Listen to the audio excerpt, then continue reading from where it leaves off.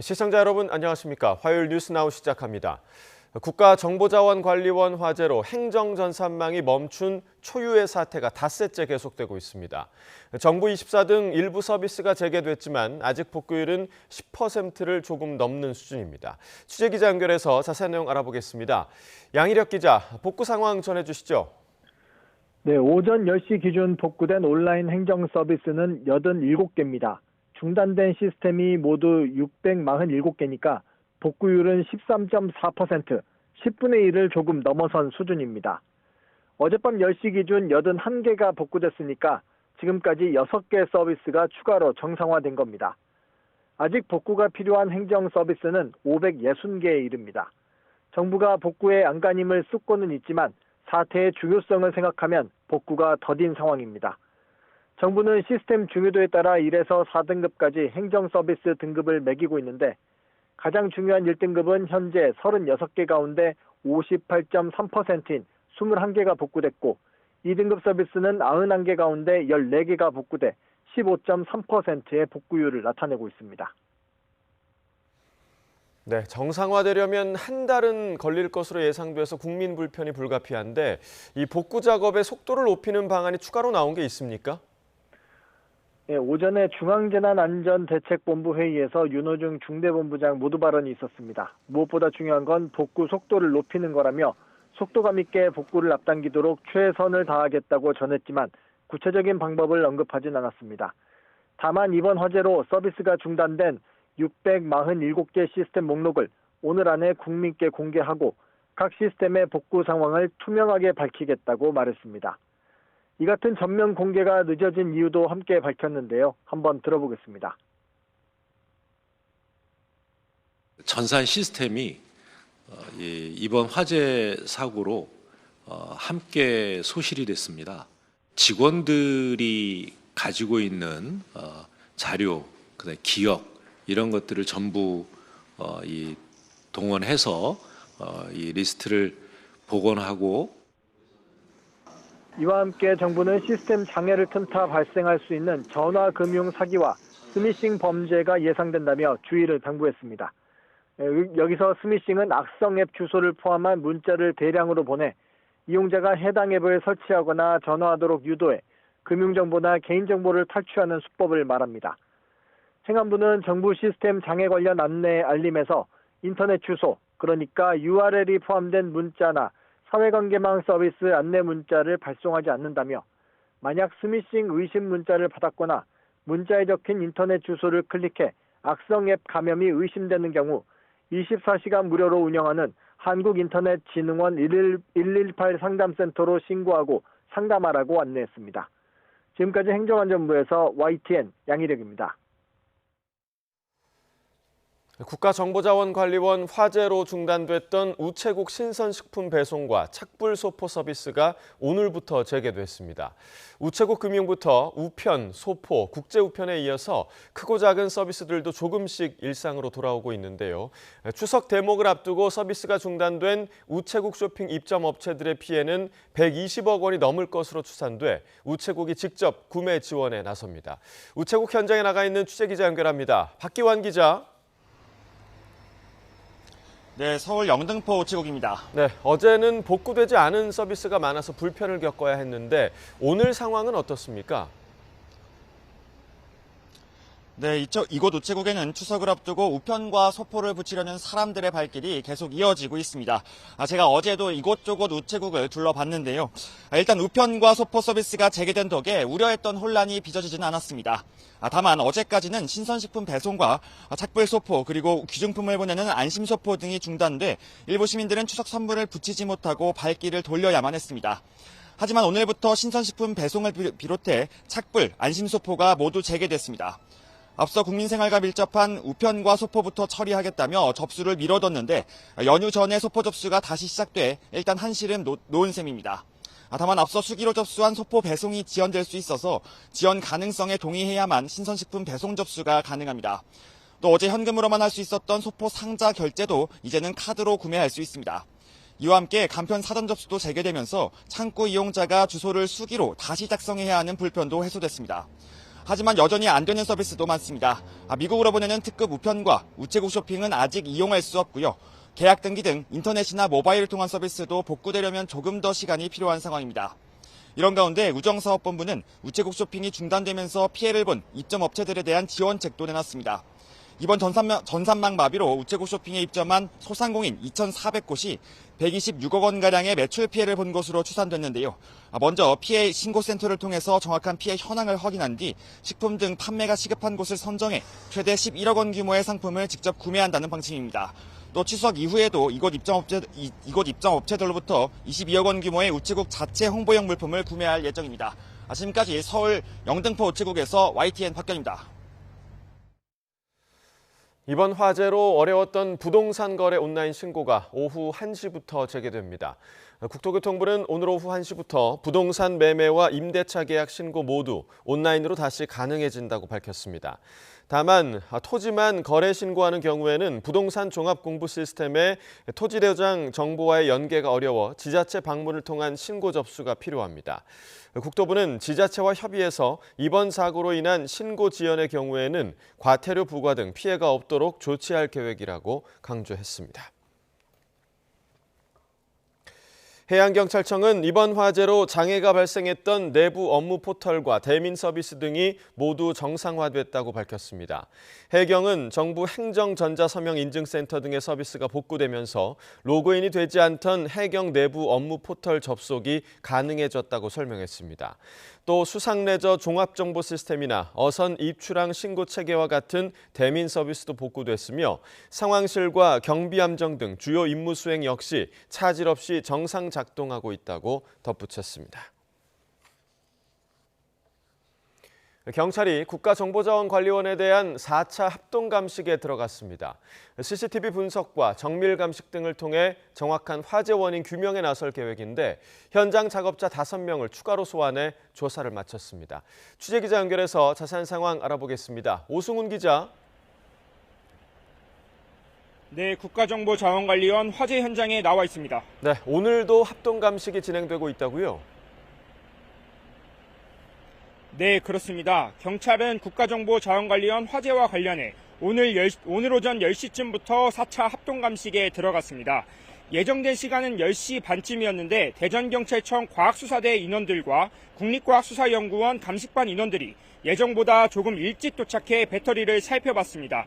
이번 합동감식은 발화 지점으로 추정되는 곳에서 발견한 배터리에 전류 흐름이 남아있는지, 또 불이 난 5층 전산실에 발화 지점이 정확히 어디인지 등을 확인할 예정입니다. 앞서 경찰은 발화 지점으로 추정되는 곳에서 발견한 배터리 6개를 확보했는데요.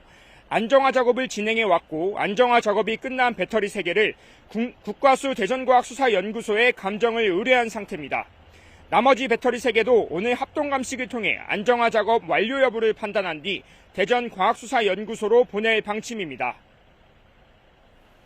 네, 그리고 추가 참고인 조사도 이루어졌다고요? 네, 그렇습니다. 경찰은 앞서 참고인 신분으로 현장 작업자와 배터리 유지보수업체 관계자 등 5명을 추가 소환해 조사를 했다고 말했습니다. 정확한 발화 지점이 어디인지 또 배터리 발화 원인이 무엇인지 등을 물어본 것으로 파악됐습니다. 이들은 앞서 경찰에 참고인 신분으로 조사를 마친 현장 작업자 7명과 마찬가지로 전원을 차단하고 40분 뒤에 불꽃이 튀었다는 취지로 진술한 것으로 파악됐습니다. 소방청이 국회에 제출한 상황 보고서를 보면 지난 26일 밤 8시 20분에 최초 신고를 접수했고 2시간 40여 분 뒤인 밤 11시쯤 전원 차단을 완료한 것으로 확인됐습니다. 이에 대해 대전소방본부는 5층 전산실 전체 구획에 대한 전원 공급 차단을 의미하며 배터리 전원 차단을 의미하는 것은 아니라고 설명했습니다. 경찰은 화재 당시 국가정보자원관리원 건물 내 CCTV 영상 분석과 정밀 감식을 통해 배터리 전원 차단 여부 등 정확한 발화 원인을 규명할 계획입니다. 다만 발화 지점을 직접 비추는 CCTV가 없어 화재 원인 분석까지는 상당한 시간이 걸릴 것으로 보입니다. 지금까지 대전 국가정보자원관리원 화재 현장에서 YTN 오승훈입니다. 내란 우두머리 방조 혐의 등을 받는 한덕수 전 국무총리의 첫 재판이 1시간여 만에 끝났습니다. 한 전 총리 측은 위증을 제외한 나머지 혐의에 대해서는 부인한다는 입장을 밝혔는데요. 현장에 취재기자 나가 있습니다. 권준수 기자. 네, 서울중앙지방법원입니다. 예, 한덕수 전 총리의 첫 공판 일찍 끝났군요. 네, 오늘 오전 10시부터 한 전 총리의 내란 우두머리 방조와 위증 혐의 등에 관한 첫 공판기일이 열렸습니다. 재판부는 내란 특검의 공소사실 설명 이후 한 전 총리 측의 입장을 듣고 1시간여 만에 재판을 마무리했습니다. 한 전 총리 측은 위증을 제외한 나머지 혐의는 부인한다고 밝혔습니다. 다만 헌법재판소에서 비상계엄 선포 당일 대통령실에서 계엄 관련 문건을 보거나 받은 기억이 없다고 위증한 부분도 고의로 그런 건 아니라는 취지라고 설명했습니다. 한 전 총리는 윤 전 대통령의 위법한 비상계엄 선포를 막지 않고 되려 방조한 혐의 등으로 재판에 넘겨진 만큼 앞으로 특검과 구체적인 사실관계를 다퉈나갈 것으로 보입니다. 한 전 총리가 피고인석에 앉은 모습도 공개됐죠. 그렇습니다. 지난주 윤석열 전 대통령의 특검 첫 기소 재판 때처럼 한 전 총리가 피고인석에 앉은 모습을 1분간 짧게 언론사가 촬영해 공개했고요. 법원이 자체적으로 촬영한 재판 과정은 인터넷에 곧 공개될 예정입니다. 한 전 총리는 직접 발언에 나서기도 했습니다. 40년 가까운 공무원 생활을 하면서 시장 경제 등 우리나라가 발전해야 한다는 신념을 가져왔다며 비상계엄은 국가발전 차원에서 봤을 때 받아들이기 어려웠다고 말했습니다. 재판부는 다음 기일을 10월 13일로 잡으면서 이때 계엄 문건과 관련한 대통령실 CCTV 증거조사와 송미령 농림축산식품부 장관에 대한 증인신문 등을 이어나갈 전망입니다. 오늘 윤 전 대통령은 특검의 외환죄 조사에 또 불출석했다고요? 그렇습니다. 내란 특검에서 외환죄 2차 소환 조사가 오전부터 예정돼 있었는데요. 하지만 윤 전 대통령은 나오지 않았습니다. 계엄 선포 전인 지난해 10월부터 11월 사이 우리 군이 평양에 무인기를 보낸 경위와 관련해서 특검이 수사의 속도를 내려 하고 있지만 변호사 선임계나 불출석 사유서 모두 제출되지 않았습니다. 윤 전 대통령 측은 건강 악화로 대응이 어렵다고 주장한 바 있습니다. 이런 가운데 법원에선 오늘 오후 윤 전 대통령의 내란 재판 추가 공판 준비 기일도 있는데 대통령실 비화폰 등 국가기밀 증거에 대한 조사가 진행됩니다. 지금까지 서울중앙지방법원에서 YTN 권주수입니다. 민간인 신분으로 대통령 전용기에 탑승한 이원모 전 대통령 인사비서관의 배우자 신모 씨가 특검 조사를 받고 오늘 새벽 귀가했습니다. 통일교 한학자 총재는 법원에 구속잡부심을 청구했는데요. 취재기자 연결해 알아봅니다. 임예진 기자. 네, 서울 광화문 김건희 특검 사무실입니다. 네, 신모 씨 조사가 오래 이어졌군요. 네, 어제 오전 10시 특검에 출석한 신 씨는 조서 열람까지 마치고 오늘 새벽 2시쯤 집으로 돌아갔습니다. 특정경제범죄 가중처벌법상 횡령과 배임 혐의 피해의자 신분으로 조사를 받았는데요. 신 씨는 지난 2022년 민간인 신분으로 대통령 전용기인 공군 1호기를 타고 나토 순방길에 올라 논란이 된 인물입니다. 자생한방병원 설립자의 자녀인 신 씨는 자신이 대표로 있던 자생바이오 자금을 횡령했다는 혐의 등을 받고 있습니다. 특검팀은 신 씨가 회사 돈 90억 원을 횡령해 일부를 윤석열 전 대통령에게 정치 비자금으로 제공한 게 아닌지 의심하고 있습니다. 특검은 신 씨 조사 내용을 바탕으로 배우자인 이원모 전 대통령실 인사비서관 소환 일자도 조율할 예정인 것으로 파악됐습니다. 통일교 한학자 총재는 구속잡부심을 청구했다고요? 네, 한 총재 측은 어제 구속의 적법성을 다시 판단해달라며 서울중앙지방법원에 구속적부심을 청구했습니다. 법원은 구속적부 청구가 접수된 지 48시간 안에 피의자를 신문하고 증거조사를 진행해야 하는데요. 보석 신문은 구속적부심은 내일 오후 4시에 열립니다. 한 총재는 지난 2022년 윤영호 전 세계본부장을 지켜 권성동 의원에게 불법 정치자금 1억 원을 건넨 혐의로 지난 23일 구속됐습니다. 또 같은 해 김건희 씨에게는 건진법사 전성배 씨를 거쳐 그라프 목걸이와 샤넬 가방 등을 건넨 것으로도 조사됐습니다. 앞서 법원은 한 총재에 대해 증거인멸 염려가 있다며 구속영장을 발부했습니다. 이배용 전 국가교육위원장 관련 수사는 어떻게 진행되고 있습니까? 네, 특검은 어제 장대환 매경미디어그룹 회장의 배우자이자 정진기 언론문화재단 이사장 정모 씨의 자택과 사무실을 압수수색했습니다. 정 이사장은 김건희 씨에게 금 거부기를 주고 인사청탁을 했다는 의혹을 받는 이배용 전 국가교육위원장과 친분이 있는 것으로 알려졌는데요. 특검은 이 전 위원장 관련 수사를 위한 압수수색이라며 정 이사장은 참고인 신분이라고 설명했습니다. 특검팀은 압수물 분석을 마치는 대로 이 전 위원장 조사 일정을 조율할 것으로 보입니다. 지금까지 서울 광화문 김건희 특검에서 YTN 임혜진입니다. 지규현 부장판사 술접대 의혹에 대해 대법원이 징계할 사유가 없다고 판단했습니다. 수개월에 걸친 윤리감사관실 조사와 법원 감사위원회 심의까지 걸친 결과인데 공수처 수사는 아직 진행 중입니다. 취재기자 연결해 알아봅니다. 김영수 기자, 감사위원회 심의 결과 자세히 설명해 주시죠. 네, 지규현 부장판사 술접대 의혹에 대한 대법원 법원 감사위원회 심의 결과가 오늘 오전에 공식적으로 공개됐습니다. 결론은 현재까지 확인된 사실만으로는 징계 사유가 있다고 판단하기 어렵다는 겁니다. 다만 수사가 진행 중인 만큼 수사로 비위 행위가 드러나면 엄정하게 처리하겠다고 밝혔습니다. 법원 감사위원회는 7명으로 구성되는데 위원장과 부위원장을 포함한 6명이 외부 인사가 들어가고 1명은 법원 내부 인사 중에 임명됩니다. 예, 심의 결과를 얼마나 신뢰할 수 있느냐도 중요할 것 같은데 이렇게 결론을 내리게 된 근거는 뭡니까? 대법원이 이 같은 결론을 공개하면서 이례적으로 4쪽짜리 보도자료를 언론에 배포했습니다. 대법원 윤리감사관실이 사실관계를 확인한 방법과 관계자들의 일부 진술, 결제한 금액까지 담겨 있습니다. 지 부장판사와 동석한 변호사 2명은 15년 전에 같은 지역에서 일한 인연으로 1년에 한 번 정도 만남을 이어왔던 걸로 조사됐습니다. 문제가 됐던 고급 술집에 간 건 지난 2023년 8월 9일로 특정됐습니다. 윤리감사관실 조사 결과 먼저 횟집에서 식사한 일행은 A 변호사 제안으로 2차로 이동했는데 지 부장판사는 해당 술집이라는 사실을 모르고 왔다고 진술했습니다. 이곳이 여성 종업원들이 동석하는 룸사롱으로 알려지면서 논란이 컸는데 지 부장판사는 내부에 큰 홀이 있어서 그런 곳으로 생각하지 않았다고 진술했고 현장 조사 결과도 이 취지에 부합했다고 윤리감사관실은 밝혔습니다.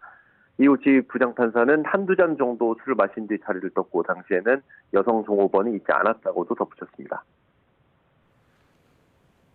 직무 관련성이 있는지가 관건인데 그 부분에 대한 판단 근거는 뭐였습니까?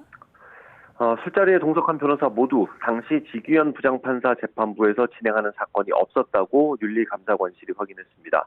또 최근 10년 동안 지규현 부장판사가 두 변호사가 대리인으로 선임된 사건을 처리한 적도 없다고 강조했습니다. 논란이 됐던 모임 이후 세 사람이 다시 만난 적도 없다고도 밝혔습니다. 이런 사실을 근거로 대법원 윤리감사관실은 직무 관련성이 인정되기 어렵다고 봤고 법원 감사위원회에도 이 같은 내용을 보고했습니다. 다만 공수처는 시민단체 고발을 받아서 이 사건을 수사하고 있는 상황입니다. 지금까지 사회부에서 전해드렸습니다. 어제 대통령실이 김현지 총무비서관을 부속실장으로 옮기는 인사를 단행한 것을 두고 정치권 공방이 이어지고 있습니다. 민주당은 국감 출석과는 무관하다고 엄호했고 국민의힘은 기상천외한 출석 회피라고 비판했습니다. 취재기자 연결합니다. 임성재 기자. 네, 국회입니다. 어제 대통령실 조직 개편을 두고 정치권에서 뒷말이 무성하죠? 네, 어제 대통령실 인사에서 김현지 총무비서관이 제1부속실장으로 자리를 옮긴 게 도화선이 됐습니다. 앞서 국회 운영위에서 김현지 당시 총무비서관의 증인 출석을 두고 여야가 세게 부딪혔고 4일 만에 인사가 났습니다. 총무비서관은 국정감사에 빠진 적이 없었고 옮긴 부속실장 자리는 국정감사에 나온 적이 없었던 자리인 만큼 뒷말이 나오는 겁니다. 민주당은 보직 이동은 적재적소의 인사 배치라며 결코 측근 지키기가 아니라고 방어했습니다. 전현희 최고위원은 YTN 라디오 인터뷰에서 국정감사 회피용이라는 야당 시각은 과대망상적이라고 일축했습니다. 박상혁 원내소통수석 부대표도 CBS 라디오에 출연해 김현지 부속실장은 처음부터 국감 출석에 대해 국회가 정하면 따르겠다는 입장인 거로 안다고 설명했습니다. 다만 김 실장의 국감 출석을 합의할지는 검토를 해봐야 한다면서 대통령 공세용이 분명한데 이에 응할지는 의문이라고 덧붙였습니다. 반면 국민의힘은 김 부속실장을 존엄 현지 V제로 수준이라고 지칭하며 공세를 이어갔습니다. 유상범 원내수석 부대표는 아침 회의에서 김 부속실장 불출석 시도에 역풍이 불자 한 번도 국감에 출석한 전례가 없는 자리로 발령내는 대단한 창의력을 보였다고 비꼬았습니다. 특히 떳떳하다면 김 부속실장을 국감에 출석시켜야 할 거라고 강조했습니다. 곽규택 원내수석 대변인도 기상천외한 방식으로 국감 출석을 피해가는 것 같아 황당하다며 그 정도로 숨겨야 할 사람이라면 더 불러야겠다는 생각이 든다고 언급했습니다. 네, 어제 4박 5일 필리버스터 선곡이 끝나긴 했지만 책임론을 두고도 공방이 이어지고 있죠. 네, 민주당 김병기 원내대표는 소모적인 필리버스터로 황금 같은 국민의 시간이 허비됐다고 비판했습니다. 국민의힘에도 강한 유감을 표했는데 관련 발언 들어보겠습니다.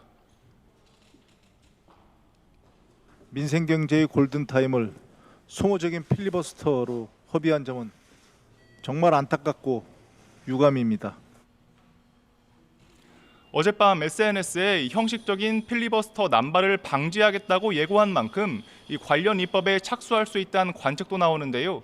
민주당은 민생경제협의체 재가동을 제안하며 민생 법안의 신속한 처리를 위해 목요일 본회의를 열자고 거듭 제안했습니다. 반면 국민의힘 송원석 원내대표는 아침 회의에서 민주당은 순간의 권력에 취해 특별한 존재인 듯 착각하면서 의회 민주주의를 파괴하고 있다고 비판했습니다. 특히 여당의 필리버스터 관련 법 개정 예고에도 소수 의견 배려 장치를 없애고 완벽한 일당 독재를 구축하려는 속셈이라고 비난했습니다. 힘으로 국회를 짓누르는 행태를 당장 멈추고 국회가 본연의 모습을 되찾을 수 있도록 협조하기 바랍니다. 국민의힘은 향후 민주당이 추진하는 비쟁점 법안 처리에도 협조하기 어렵다는 분위기를 유지하고 있습니다.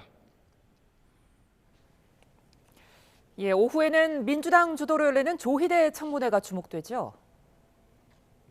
네, 오후 2시 국회 법사위는 조희대 대법원장의 대선 개입 의혹에 대한 청문회를 엽니다. 이를 주도한 민주당은 대법원이 지난 5월 당시 대선 후보였던 이재명 대통령의 공직선거법 사건을 유죄 취지로 파기환송한 경위를 집중적으로 따져보겠다는 계획입니다. 특히 서영교 부승찬 의원이 제기한 대법원장과 한덕수 전 총리의 이른바 비밀회동설도 쟁점으로 다룰 예정인데요. 하지만 두 사람을 포함해 대법관들과 직위원 판사 등 주요 증인이 불출석 의사를 전달하면서 기대한 소득을 얻긴 어려울 거란 전망이 나옵니다. 이 조희대 청문회 자체에 대한 여당 내 미묘한 이견도 여전합니다. 겉으로는 대선 개입 의혹을 해소해야 한다고 하지만 원내 핵심 관계자는 YTN과 통화에서 회동설의 근거가 명확하지 않은 상황에서 신중해야 한다는 지적도 나오는 게 사실이라고 인정했습니다. 국민의힘은 이번 청문회는 사법부 조리돌림이자 조폭다운 협박이라며 주요 증인의 불출석은 너무 당연한 일이라고 여당을 겨냥했습니다. 송원석 원내대표는 아침 회의에서 위헌 위법 청문회에 들러리 설 이유가 없다고 조 대법원장에게 힘을 실었습니다. 그러면서 이 청문회를 강행한 추미애 법사위원장과 여당 위원들은 민주공화정 파괴 주범으로 역사에 기록될 거라고 강조했습니다. 청문회와 별개로 오늘 법사위 회의에선 추석 연휴 이후 열릴 국정감사 증인채택 규모를 두고도 여야 공방이 벌어질 것으로 예상됩니다. 지금까지 국회에서 YTN 임성재입니다. 민생회복 소비 쿠폰과 소비심리 회복 등으로 7월 들어 호조를 보였던 소매 판매가 지난달 마이너스로 돌아섰습니다. 통계청이 발표한 8월 산업활동 동향에 따르면 지난달 소매 판매는 한 달 전보다 2.4% 감소했습니다. 넉 달 만에 마이너스로 돌아서면서 지난해 2월 이후 18개월 만에 최대 감소폭을 나타냈습니다. 전 산업 생산은 광공업에서 생산이 늘었으나 서비스업 등에서 줄며 보합을 기록했습니다. 설비 투자는 운송 장비에서 줄며 1.1% 감소했습니다. 지방 부동산 경기 침체가 길어지는 가운데 주택을 지어놓고도 팔리지 않는 준공후 미분양, 악성 미분양이 지난달에도 증가했습니다.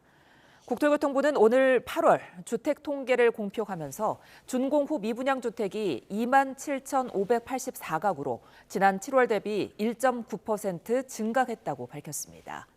준공후 미분양은 재작년 8월부터 올 5월까지 22개월 연속 증가하다 6월 감소로 전환했지만 지난 7월과 8월 2달 연속 증가했습니다. 준공후 미분양의 84%가 지방 소재 주택으로 집계됐습니다. 금융위원회가 추석 연휴를 앞두고 소액 연체 채무를 전액 상환한 서민과 소상공인 최대 370만 명의 신용 사면 조치를 시작합니다. 2020년부터 지난 8월까지 5천만 원 이하 빚을 연체했다가 올해 연말까지 모두 갚는 개인과 개인 사업자가 대상입니다. 연체 채무를 전액 상환한 개인 등 257만 7천여 명은 오늘부터 즉시 연체 이력이 지워집니다. 올해 추석 연휴 기간 245만 명이 넘는 이용객이 인천국제공항을 이용할 것으로 예상됩니다. 인천공항공사는 다음 달 2일에서 12일 인천공항 하루 평균 이용객이 지난해 추석 연휴 대비 11.5% 증가한 22만 3천 명으로 전망된다고 밝혔습니다. 연휴 기간 인천공항이 가장 붐비는 날은 10월 3일로 23만 9천 명이 이용해 공항 역대 최다 여객 기록을 경신할 것으로 보입니다. 출발 여객이 가장 많은 날 역시 10월 3일로 예측되며 도착 여객이 가장 많은 날은 마지막 날인 12일로 예상됩니다. 공사는 출국장 운영 시간을 기존 새벽 6시에서 새벽 5시로 1시간 앞당기고 항공사와 협력해 추가 체크인 인력을 배치하며 주차장 1,300면을 추가로 확보하기로 했습니다.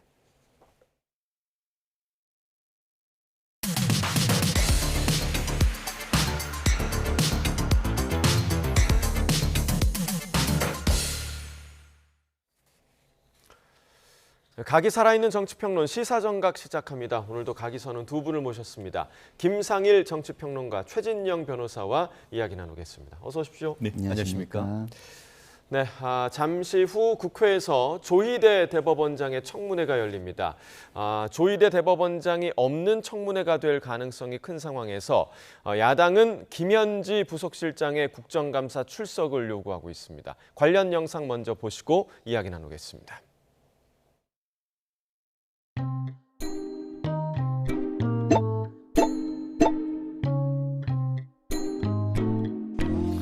조희대 대법원장이 뭐라고? 진실을 밝히기 위한 국회 청문회를 거부합니까?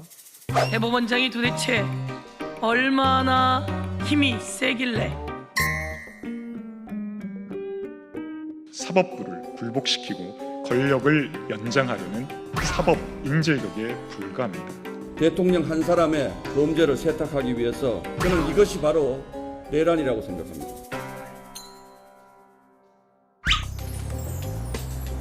원장님, 국회 청문회에 출석하실 겁니까? 법원장 회의 이후에 사법개혁안 대응 방안은 어떻게 좀 마련하셨나요? 무산된 청문회를 대신할 수 있는 수준의 국정감사를 할 것이다.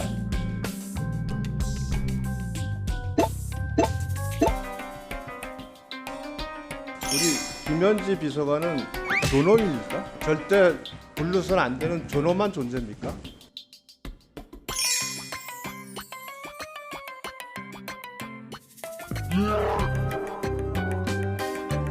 그림자 대통령이 전 국민 앞에 드러나는 것이 두려운 것입니다. 무엇을 감춰야 하는 것인지. 왜 국민의힘이 정쟁거리로 삼으려고 하는데 우리가 그걸 협조합니까? 보직 이동한 그 총무비서관을 부른다는 것은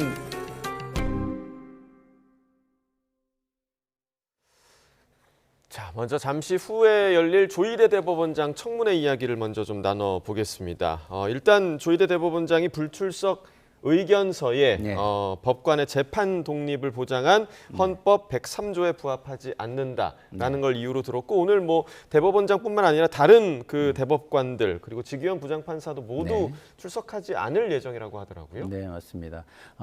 재판 중인 사건에 영향을 줄 수 있는 경우 국정감사는 좀 제한되게 돼 있는 것이 사실이고요. 실제로 그런 부분이 사법 독립의 침해가 지금 현재보다는 미래에 침해가 될 수 있는 부분이 있는 것도 사실입니다.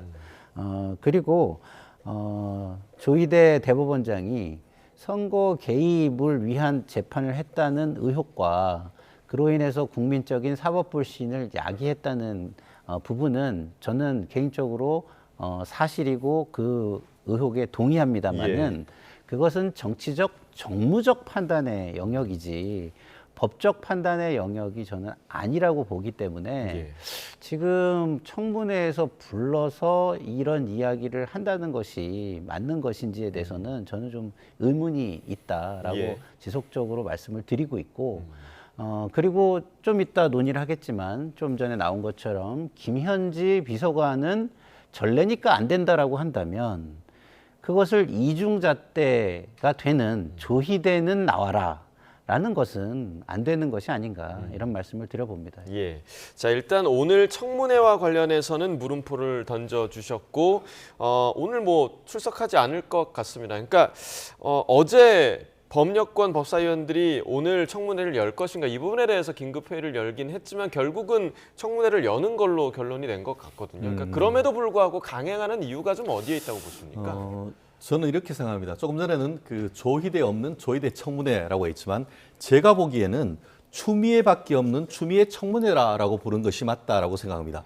사실 지금 법사위원에서 법사위원장 결의로 해서 이런 같은 청문회 하고 있지 않습니까? 결국 이 부분이 원내의 그 협의나 아니면은 그 당 대표와의 협의가 민주당 내에 없었다는 것은 언론 보도를 보고 나왔고 그런 상태 속에서 해야 되느냐 논의가 굉장히 있었음에도 불구하고 이렇게 강행하는 것은 결국 어떤 성과를 내기보다는 현재의 이재명 대통령에 대해서 유죄 판결 내렸던 조희대 대법원장 그리고 또 대법관을 끌어내서 국회에서 사실상 희화하고 그에 대한 정치적 비판을 하기 위한 그 이상도 그 이하도 아니었다라고 밖에 볼 수 없는 것이죠.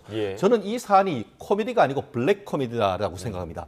우리나라에서 대통령제 권력 분립은 헌법에서 헌법 제정 권력의 근본 결단입니다. 아시다시피 국회 관련 법에서도 재판에 관여할 목적에 있어서는 증인으로 나오지 못하도록 돼 있는 것이고 그리고 실질적으로도 이 사건 같은 경우에 뭐라고 하죠? 왜 그렇게 빨리 했고 왜 그렇게 누가 협의했고라는 취지로 해서 나오라는 건 아니겠습니까? 지금 어땠습니까? 예전에 그 이른바 부러진 화살과 관련해 가지고 형사 처벌을 했을 때에 그것에 대해서 내부적으로 영화가 만들어졌고 상당히 비판이 있으니까 그 실질적으로 판결을 했던 분 중에 한 분이 나와가지고 그 내부 사정에 있었던 것을 밝힌 적이 있습니다. 그러니까 어떻게 됐죠? 법원에서 그 판사 징계했습니다. 유명한 스토리죠. 그만큼 내부에서 협의했던 내용 같은 것들은 법적으로 사실상 업무상 비밀로서 밝히면 안 되는 것이고 그게 사법 판단의 핵심 중에 핵심입니다. 그거를 대법원에 다 공개하라라는 것 자체는 사법권의 핵심을 사실상 무력화시키려고 하는 것이기 때문에 그와 같은 청문회 자체가 제가 봤을 때는 직권남용적 청문회다라고 얘기를 할 수 있고 그에 대해서 법관들이 나가지 않는 것은 너무나 당연한 것이고 오히려 단순히 나가지 않는다라는 그 의결만 낼 것이 아니고 아마 정치권에서는 이것이 바로 법을 어겨가면서 하라는 직권남용적 청문회가 아닌가 하라는 비판도 저는 가능하다고 봅니다. 그런데 이게요. 문제를 제기하는 방법이 틀렸다는 지금의 말씀에 저는 100% 동의하지만 문제 제기 자체에 대해서는 조희대 대법관께서 꼭 돌아보셨으면 좋겠다는 부탁을 드립니다. 자, 그리고 이제 오늘 그럼에도 불구하고 청문회가 열리긴 열릴 텐데 이 자리의 풍경이 또 어떨 것인가. 그러니까 우리가 최근에 봐왔던 그 법사위 서로 고성을 지르고 서로만 비난하는 그런 장면이 또 연출되지 않을까 이런 우려가 지금 나오고 있거든요. 어떻게 예상하세요? 그런 모습을 본 지 하루 이틀이 아니어서 국민들은 이제는 보기도 싫을 것이다. 익숙한 것도 좀 서글픈 것 같아요. 익숙한 것보다는 아예 채널을 돌리지 않을까라는 생각이 들고요. 그럼에도 불구하고 그것을 보도해야 되는 YTN을 비롯한 언론사가 좀 측은하다 이런 생각이 들 정도입니다. 정치의 본령은요, 국민의 갈등을 해소하고 국민을 평안하게 해드리는 것입니다. 그것을 넘어서서 국민을 불편하게 해드리는 일을 이렇게 지속적으로 하는 것이 과연 옳은 것인지 한번 돌아보시기를 다시 한번 부탁드립니다. 네, 자 그리고 오늘 아침에 법원의 감사위에서요 지규현 판사의 접대 의혹과 관련해서 판단을 보류했습니다. 그러니까 공수처의 조사를 지켜본 뒤에 사안을 처리해야 한다 이런 결론인데 법원 입장 좀 어떻게 보셨습니까? 그러니까 우리가 기본적으로 그러니까 수사나 재판의 밑에 단계가 감사인데요. 감사조차도 이중 감사는 원래 안 하는 게 원칙입니다. 그런데 그보다 좀 더 강도 높은 수사가 이루어지고 있는 상황에서 감사 감찰이 제대로 이루어지기는 좀 어렵다라고 저는 생각을 해요. 그렇기 때문에 기본적으로 지규현 판사의 해명은 설명을 했잖아요. 그 해명을 받은 거를 설명하는 정도가 지금으로선 한계가 아닐까라는 생각이 듭니다. 그 정도 수준이다. 결국에는 이 사안은 함께 동석했던 사람들과의 그 자리가 왜 만들어졌냐. 그러니까 직무 관련성이 좀 핵심이었잖아요. 그렇기 때문에 저는 법원 감찰위원회가 비겁하다고 생각합니다. 사실관계 다 밝혀졌지 않습니까? 그때 있어서 본인이 거기 안 갔다고 합니까? 갔다. 대신에 예전에 다른 곳에서 같이 복무를 했던 사람들끼리 한 10여 년 만에 그와 같은 그 모임을 가졌었던 것이고 2023년에 그와 같은 모임 이후에 지금까지 관련해서 그 두 변호사와 사건을 한 사실이 전혀 없던 것이고 그 이후에 만난 적조차 없다는 것이 실질적으로 그때에 동석했던 사람을 통해서 밝혀진 건 아닙니까? 그렇다고 하면 그거에 대해서 이것을 판단하기 어렵다라고 할 것이 아니고 그에 대해서 감사 종결하는 것이 원칙인 것이죠. 그렇게 하면서 결국 공수처의 결과를 보겠다라는 것 자체가 무책임하다라고 생각하고 또 하나 근본적으로 공수처가 이거 수사를 하면은 그렇게 무능합니까? 민주당이 고위공직자 범죄 수사를 하기 위해서 따로 만들어가지고 1년에 수백억 돈을 만들고 했던 것이 공수처 아닙니까? 그럼 뭐합니까? 지금 수십 건 기소를 했는데 대부분 다 기소도 못하고 딸랑 한 건 지금 유죄 확정 판결 받았다라고 하는데 그렇다고 하면은 할 시간도 많을 텐데 이 수사 안 하고 뭐합니까? 벌써 문제가 제기된 것이 몇 개월입니까? 그런데 아직까지 결과를 내지 않고 있다? 결과를 내지 않고 있는 겁니까? 눈치 보면서 내지를 못하고 있는 겁니까? 하루라도 빨리 이 사안에 대해서 수사 결과를 밝히고 그에 따라서 현재 있는 지기현 재판부가 빨리 신속하게 재판을 할 수 있는 도덕적 근거를 만약에 지금 그 민주당이 제기하는 것처럼 문제가 있다면 해서 재판을 바꾸든가 그거는 법원 내에 결단을 해야 되는 것이지만 그게 아니다라고 하면은 이렇게 미루어서 그냥 계속 미루고 할 것이 아니고 빠른 결단이 있어야 된다고 저는 생각을 합니다. 네, 그러니까 지금의 그 감사위에 약간은 좀 모호할 수 있는 입장이죠. 판단할 수 없다라는 결론을 내린 부분에 대해서 여야 양측 모두의 좀 비판을 받을 수 있는 그런 부분이 아닐까 생각이 드는데 사실 이 사안과 관련해서는 지난 5월이었습니다. 민주당이 윤 전 대통령의 내란 재판과 관련해서 지규현 판사가 접대를 받았다라는 의혹을 제기했던 건데요. 당시 모습 잠깐 보고 오겠습니다. 마치 근거 없이 이렇게 하는 것처럼 하는데 PPT 좀 볼까요? 저희가 가지고 있는 사진 몇 개만 지금 제시를 해드리는 거예요. 입구는 저렇게 허름해 보여도 서울 강남에 있는 아주 예약제로 운영되는 최고급 룸살롱이라고 합니다. 그리고 내부 사진을 보면 보는 것 같이 굉장히 럭셔리한 내부죠. 이게 제보자가 여기를 함께 같이 갔었다는 주장입니다. 지기현 판사가 룸사롱 간 것도 하늘이 두 쪽 나도 그런 일이 있을 수 없습니까? 지부장에 대해서는 뭐 제가 드릴 말씀은 따로 없습니다. 따로 없습니까? 예. 자, 결국에 이제 조금 전에 얘기를 드린 것처럼 감사위에서는 공수처의 수사 결과를 봐야 한다 이런 입장인데 정작 공수처에서는 지금 이 사안에 대한 조사가 이루어지고 있는지도 궁금하네요. 그 공수처장이 인터뷰에서 하고 있고 성실하게 하고 있다라고 얘기를 했어요. 그리고 가능한 빨리 하겠다라고 이야기도 했습니다. 그렇기 때문에 이루어지고 있다고 저는 보고 있고요. 법원에서 이것을 이렇게 처리한 것이 무책임하다라는 말에는 제가 좀 동의하기 어려운 게 그럼 지금 혐의가 없다고 결론을 내서 수사가 아직 끝나지 않았는데 이것을 또 한 번 논란을 일으키면 그게 책임 있는 자세일까라는 것을 한번 생각해 주셨으면 좋겠다 이런 말씀을 드리고 싶고요. 지규현 판사도 역시 책임이 없지 않습니다. 이런 의혹이 제기됐을 때 지금 보이는 화면에 보이는 사진이죠. 저 사진에 대해서 설명을 그 당시에 바로 했어야 합니다. 근데 하지 않은 이유는 무엇입니까? 자, 바로 해명을 하지 않았을 때의 국민들의 반응. 우리도 세상을 살면서 다 그런 경험을 해보잖아요. 그러면 당연히 그 다음은 더 강한 의심과 의혹 제기가 있을 것이라는 건 누구나 알 수 있는 것입니다. 그래서 더 강한 의혹 제기와 의심을 갖게 만든 것은 지규현 판사도 책임이 있다. 이런 말씀을 드립니다. 짧게 말씀드리면 지규현 부장판사는 법정에서 공식적으로 그와 같은 사실이 없다라고 밝혔습니다. 그렇지 않습니까?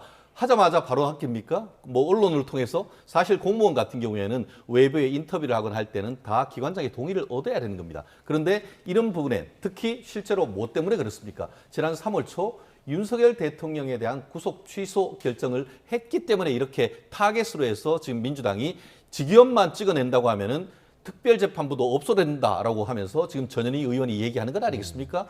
그러면은 문제를 제기했을 때 그 문제를 사실 아까 파워포인트 보자고 하면서 사진을 냈지만 그 사진 외에서 뭐가 나왔죠? 지금 그때 문제 제기한 때로부터 지금 한 5개월, 6개월이 넘은 것 같은데 민주당이 제보했던 것과 관련해서 무엇이 나오는 것이에요? 수사를 못했겠습니까? 실제 지금 그 3특검 해가지고 지금 수사해가지고 다 줄줄이 구속하는데 공수처가 그거 못하겠습니까? 그렇다는 점에서 제가 봤을 때 제 어떤 수사의 실무적 감각으로서는 이 사안에 대해서 이미 결과는 다 내놓고 지금 좌고우면하면서 공수처가 결과를 내지 못하고 있을 가능성이 오히려 높은 것이죠.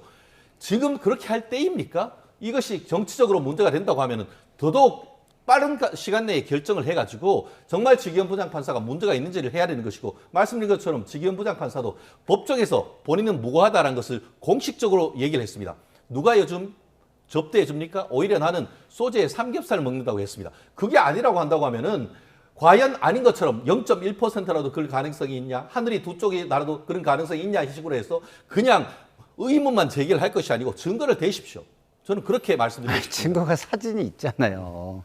저 사진에 대해서 해명을 당시에 해야죠. 저 사진을 보고 저희가 룸사롱이 맞잖아요. 그리고 판사가 언젠가는 업무가 연결될지도 모르는 변호사하고 저런 자리에 가는 게 그러면 적절하단 말씀입니까? 어느 국민도 그게 적절하다고 생각하진 않아요. 그렇지만 거기에서 접대를 받았느냐 안 받았느냐는 그 선을 넘지 않느냐라는 거의 문제인 거지. 그러면 저렇게 저 자리에 가서 저런 사진이 찍히는 게 판사로서 적절하단 말입니까? 저도 판사를 많이 알지만 적절하지 않은 것은 맞다라는 말씀을 제가 드립니다. 다시 한번 말씀드리겠습니다. 저기에 만약에 우리가 거꾸로 생각해 봅시다. 고급 술집에 갔는데 거기에서 대놓고 사진 찍은 사람이 있습니까? 기념 사진입니까? 아니면은 내가 이런 데 왔기 때문에 대놓고 하는 사진입니까? 그렇기 때문에 그 맥락을 보자는 것이죠. 어두컴컴한 것도 아니고 밝은데 같이 친구들과 있는 기념사진, 그거를 가지고 이런 식으로 해서 마타도를 한다? 결국 그걸 통해서 하려고 하는 게 뭡니까? 윤 대통령의 재판으로부터 축출하기 위한 의도 아니겠습니까? 그거 외에 뭐가 있겠습니까? 그렇기 때문에 이런 부분과 관련해 가지고 정치적으로 사법부를 이런 식으로 해서 찍어내려고 하는 사법 재판에 영향을 미치려고 하는, 저는 그것을 지적하는 것이죠. 네. 아니 근데 지금 하시는 말씀은 동의하기가 굉장히 어려워요. 왜 모든 사람이 저런 데서는 떳떳하면은 사진을 오히려 찍는다라고 얘기하시죠? 그렇지 않습니다. 동지의식이 강하고 같이 나쁜 짓을 하는 사람들도 찍을 수가 있는 겁니다. 그런데 그렇게 얘기하시는 것은 너무 일반화의 오류다라는 말씀을 드립니다. 어쨌든 두 분도 이제 그 상황을 지금 추측해서 좀 얘기를 그렇죠. 할 수밖에 없는 그런 예. 상황이기 때문에 뭐 공수처가 이 사안을 조사하고 있다니까 그 조사 결과를 우리는 기다려야 하는 입장인 거고요. 지금 뭐 이제 법사위 상황을 보자면 뭐 조희대 대법원장의 4인 회동설도 그렇고 이 직위원 판사 문제도 그렇고 사실상 제보를 통해서 여야 간에 계속 공방이 이어간 이런 분위기가 계속되고 있단 말이죠. 이 법사위 상황 좀 어떻게 판단하고 계세요? 저는 별로 좋지 않다고 생각합니다. 지금 뭐 우리가 여론조사를 봐도 지지율이 그리 좋지 않아요. 그건 뭐냐면 개혁이나 이런 것도요. 정치에서 할 역할이 있고 그 다음 땡긴 사법에서 할 역할이라는 게 있어요. 그러면 정치의 역할이 끝나면 사법의 단계로 넘겨주고 정치는 정치의 역할을 또 해야 되는 겁니다. 근데 정치가 사법의 영역까지 계속해서 다 하겠다고 하면 국민이 그것을 저는 용인하지 않을 거라고 생각해요. 지금 뭐 좀 전에 YTN 보도에 의하면 우리 소비와 국내 소비와 투자가 굉장히 많이 줄었지 않습니까? 정치가 이런 거를 신경을 써야 된다라고 국민들은 생각하실 것입니다. 그런데 만약에 그런 굉장히 안 좋은 경제 시그널이 있음에도 불구하고 계속 본인들의 진영 강화, 권력 강화 이것만을 위해서 이런 어떤 정쟁에만 매진한다면 저는 지지율이 그것을 반영할 것이다. 그 부분을 좀 생각하셔라 이렇게 말씀을 드리고 싶습니다. 네, 그래서 이제 지금 오늘 그 조희대 대법원장이 출석하지 않는 부분에 대해서 민주당은 오히려 더 센 국정감사를 하겠다. 그러니까 대법원을 오히려 찾아가는 국정감사를까지 하겠다라고 지금 벼르고 있는 그런 상황인데 국정감사는 제대로 진행될 수 있겠습니까? 어떻게 예상하세요? 원래 국정감사는 찾아가는 국정감사지 오라는 감사는 없어요. 그리고 아시다시피 국정감사는 재판에 관한 국정감사는 뭐냐면은 재판 사무감사입니다. 재판감사가 아닙니다. 말씀드렸듯이 재판 사무, 왜 이렇게 재판이 밀려 있어? 왜 1심이 옛날에는 6개월 만에 끝나는데 1년씩이나 걸려? 이거를 감사하는 것이 재판 사무감사입니다. 그런데 이제는 재판 사무감사가 아니고 왜 나한테 유죄 판결을 했어? 왜 2심에서 유죄를 했는 것을 빨리 해가지고 3심에서 뒤집었어? 그걸 판단한다는 것은 결과에 대해서. 그렇죠. 그런 재판 사무의 재판 자체에 대한 감사를 하겠다는 것이죠. 그것이 바로 인민재판인 것이고 그것이 바로 위헌인 것입니다. 대한민국의 헌법의 근본 결단은 뭐냐면은 정치제도에 있어서는 대통령제 그리고 권력구조를 입법, 사법, 행정으로 나누어서 각각 서로 견제와 균형을 갖도록 하는 것이 헌법의 근본 결단입니다. 이제는 그와 같은 근본 결단에도 불구하고 이재명 대통령이 권력에는 순위가 있다. 1순위가 선출 권력이고 2순위, 3순위는 임명 권력이기 때문에 위에서 모든 걸 다 해도 아무 문제 없다. 그게 바로 중국, 북한에 있는 인민민주주의, 인민재판이 되는 겁니다. 이것은 헌법을 부정하는 것이고 아까 얘기한 것처럼 재판 사무를 감사를 해야지 재판의 본질인 재판 자체를 감사하겠다는 것 자체가 잘못됐고요. 찾아가는 거 당연합니다. 서초동에 있는 대법원 가가지고 항상 그 국회에 되면 9월달, 10월달에 옵니다. 그러면은 그거에 대해서 말씀드린 것처럼 재판 사무, 재판을 왜 처리했고 왜 이렇게 몇 건이나 늦어졌고 이걸 해야 되는 것이지 왜 이재명 대통령에 대해서 대통령 나오지도 못하게 유죄 판결을 했느냐. 이런 판결은 그러면 앞으로 어떻게 됩니까?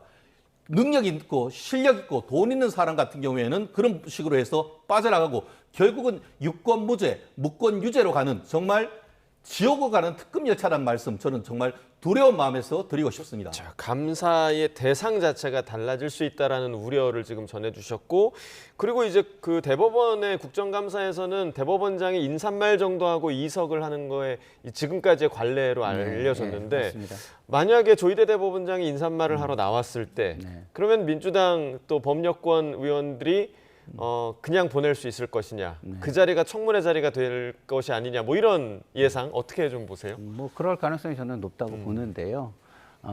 그렇게 했을 때 제가 볼 때 민주당의 지지율과 관련해서 득이 될 것이냐, 저는 별로 득이 될 일이 없을 것 같아요. 만약에 질문을 한다면 계속해서 이야기를 하겠죠. 예를 들어서 재판과 관련된 것은 법에 의해서 말씀드리기가 제한되기 때문에 말씀드리기가 수 없다는 것을 양해해 주시기 바랍니다. 물론 태도의 문제는 있어요. 만약에 그런 말을 짜증스럽게 한다거나 뭐 예를 들어서 오만하게 한다거나 그러면 조희대 대법원장에 대한 그 여론이 나빠지는 패착을 두는 것이 되겠지만 그렇지 않다고 한다면 민주당이 너무 뭐랄까 말도 안 되는 억지 압박을 하는 것처럼 국민에게 비춰질 수도 있기 때문에 사실은 조희대 대법원장이 이번 청문회에 안 나오는 게 저는 오히려 민주당에 도움이 된다고 생각을 하고 국정감사에서도 너무 그렇게 과도하게 할 이유가 없다고 봅니다. 근데 그럼에도 불구하고 조희대 대법원장에게 행정과 관련해서 또 물어보겠다 하면 행정처장이 있음에도 불구하고 법원 행정과 관련해서 대법원장이 최종 의사 결정권자이기 때문에 물어볼 수는 있겠죠. 근데 그것이 관례에 비추어 관례를 깰 정도의 비례성이나 뭐 이런 것들을 갖추고 있느냐라는 것이 또 비판의 대상이 되고 논란의 대상이 될 것이기 때문에 민주당은 상당히 좀 신중하게 전략적 판단을 할 필요가 있겠다 이런 말씀을 드립니다. 자, 여당에서는 뭐 지금 이야기 나눈 것처럼 조희대 대법원장에 대한 공세를 지금 이어가고 있는 상황이고 반대로 앞서 저희 영상에서 보셨다시피 야당에서는 김현지 비서관, 그러니까 전 총무비서관 지금 부속실장이 됐습니다. 김현지 비서관 부속실장을 국정감사에 나와라 이렇게 지금 요구를 하고 있는데 어제 인사가 났단 말이죠. 그러니까 이 지금 관련된 논란이 계속되고 있는데 어제라는 시점에 대통령실에서 인사를 냈다는 거 오비락이라는 사자성어가 좀 생각날 수밖에 좀 없을 것 같아요. 어떻게 보셨습니까?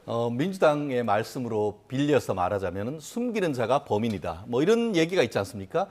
어떻게든 애지중지하는 현지를 사실상 외부에 내놓지 않겠다라는 그런 비판이 지금 나오고 있지 않습니까?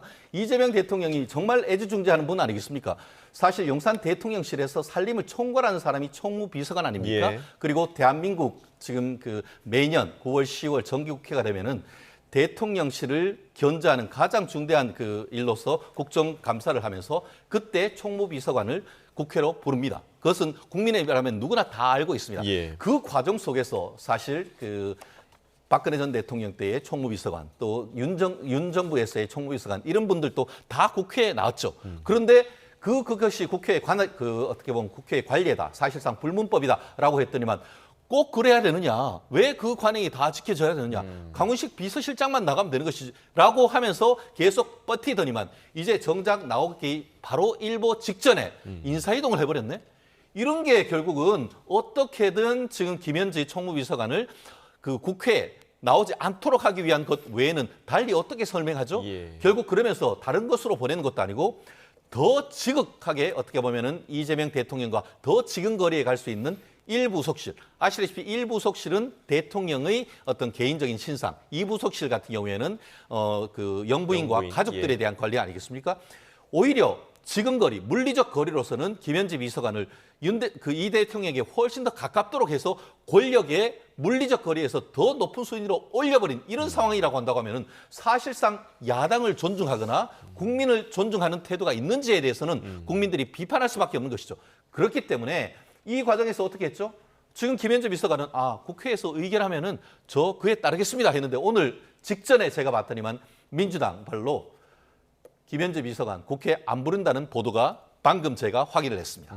자, 김현지 부속실장의 인사이동 시점 좀 오묘하긴 한데 좀 어떻게 보셨어요? 다시 YTN의 첫 화면이었던 이중잣대라는 말을 제가 다시 가져오지 않을 수가 없습니다. 저는 초지일관 조희대 대법원장이 국감에 나오는 것이 적절치 않다라고 이야기를 하고 있습니다. 그럼 국민의힘은 왜 김현지 부속실장에 대해서만 다른 잣대를 들이대죠? 자, 조희대니까 나와야 되는 겁니까? 대법원장이니까 나와야 되는 겁니까? 사실은 대법원장이기 때문에 나와야 되는 겁니다. 예. 왜? 대법원장의 직무와 직위와 관련된 일을 질문하려고 하는 것이죠. 조희대 개인이나 특정 재판에 대한 걸 질문하기 위해서 나오라는 게 맞지 않습니다. 그렇다면 김현지니까 나오라는 겁니까? 아니면 총무비서관의 역할을 따지겠다는 것입니까? 그럼 지금 국민의힘이 스스로 김현지로 정쟁을 하려고 했다는 의도를 드러내고 있는 것이 아닌가라는 측면에서 참 국민의힘이 한심하다는 생각이 드는 게요. 힘으로 붙어서 집권 여당과 싸워가지고 지지율이 회복이 되겠습니까? 자, 집권 여당을 이길 수 있는 방법은 지지율을 올리는 겁니다. 국민의 선택을 받는, 그리고 궁극적으로 국민의 선택을 받는 것입니다. 근데 이렇게 싸우면은요, 결국에는 지지율은 올라가지 않습니다. 왜? 똑같은 데다가 전 정권에 대해서는 하나도 잘못을 반성하고 있지 않기 때문이죠. 이런 부분을 돌아보셔야 된다, 이런 말씀을 드립니다. 제가 짧게 말씀드리겠습니다. 국회 국정감사의 본질은 행정권에 대한 견제입니다. 사법부를 내 주머니에 넣어서 판결을 내 맘대로 하려고 한다는 게 그 국회의 본질이, 국회 권력의 본질이 아니란 말이에요. 말씀드린 것처럼 사법부에 대한 행정사무감사를 하는 것이지 재판감사를 하는 것이 아니다. 김현지가 판사입니까? 김현지가 대법관입니까? 본질이 다른 걸 가지고 비슷하게 해가지고 물타기를 할 수는 없는 겁니다. 말씀드린 것처럼 국회가 대통령실의 어떤 운영, 자금, 인사, 실질적으로 지난번에 이재명 대통령이 철회를 했던 사람이 누굽니까? 결국 여가부 장관에 대해서 철회하는 과정에서도 유력 언론 보도를 보면 그 말을 전하는 것이 다른 사람도 아닌 김현지 총무비서관이라는 보도가 나오지 않습니까?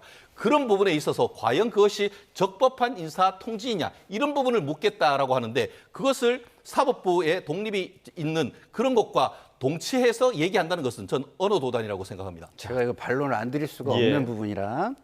자, 일단은 판결을 마음대로 한다. 이건 완전히 개인적인 주장입니다. 국민들이 그것을 근거를 가지고 확인한 바가 없기 때문에 과도한 주장을 하고 계시다는 말씀 하나 드리고요. 두 번째, 본질이 틀리다 그러는데 제가 볼 때는 본질이 전혀 틀리지 않습니다. 근대 국가는 제도에 대한 감사를 하는 겁니다. 직위와 그 직위에 따른 직무조차도 제도인 겁니다. 그렇기 때문에 총무비서관에 대한 이야기를 할 것인지 김현지에 대한 이야기를 할 것인지는 구분을 해야 되는 겁니다. 만약에 김현지에 대한 청문회나 국정감사를 하겠다라고 한다면 일반 증인으로 채택하기 위해서 청문회를 따로 조직을 하셔야 되는 거예요. 그러려면 그만한 입증 책임이 있어야 됩니다. 조희대 대법원장에 대해서도 저는 그 입증 책임에 대해서 계속해서 그 비판적인 목소리를 제가 속해 있는 당에 내왔던 사람으로서 지금 말씀하시는 거 역시 구분을 하셔서 좀 말씀을 하시고 일처리를 하셨으면 좋겠다라는 말씀을 드립니다. 네, 자 조금 전에 들어온 속보 하나 좀 전해드리겠습니다. 지금 국무회의 의결 관련 속보가 들어왔는데요. 앞서 국회에서 통과됐던 정부조직법 개정안 그리고 방미통일법 등이 국무회의에서 의결이 됐다라는 소식이 들어와 있습니다.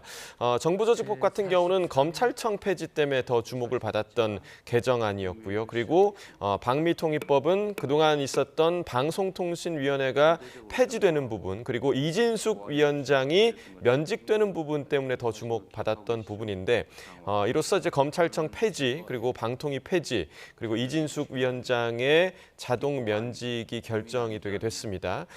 여당 주도로 국회를 통과한 쟁점 법안 4건 그동안 야당이 이 부분에 대해서 반대하면서 4박 5일간의 필리버스터를 진행을 했었는데 이미 이제 국회를 모두 통과를 했고요. 국무회의에서 모두 의결이 됐다라는 소식 조금 전에 들어왔습니다. 관련 소식 추가로 들어오는 대로 계속해서 전해드리겠습니다.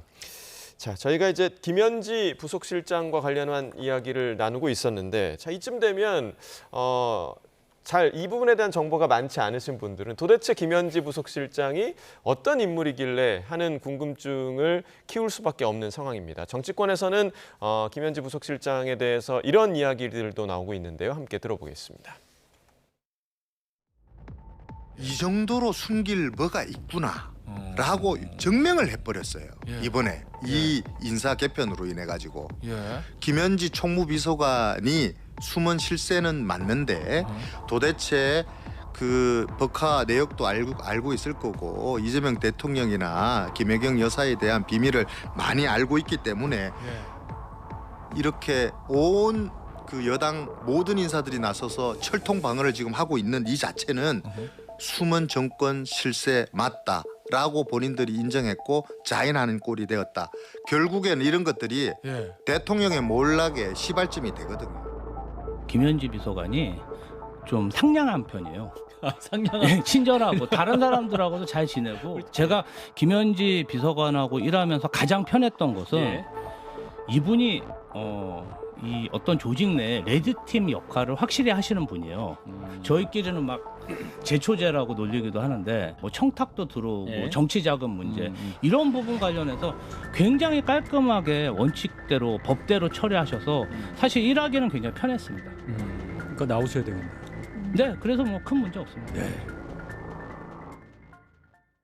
자, 결국은 그 김현지 부속실장과 관련해서 논란이 되고 있는 부분은 김 부속실장이 아주 오래전부터 이재명 대통령과 함께 일을 해왔고 그렇기 때문에 그동안 있었던 일들에 대해서 소상히 알고 있을 가능성이 상당히 높은 인물이기 때문에 이번 국정감사에서 이 국감과 그러니까 총무비서관직과 무관한 그런 다른 질문들, 개인적인 질문들이 나오지는 않을까?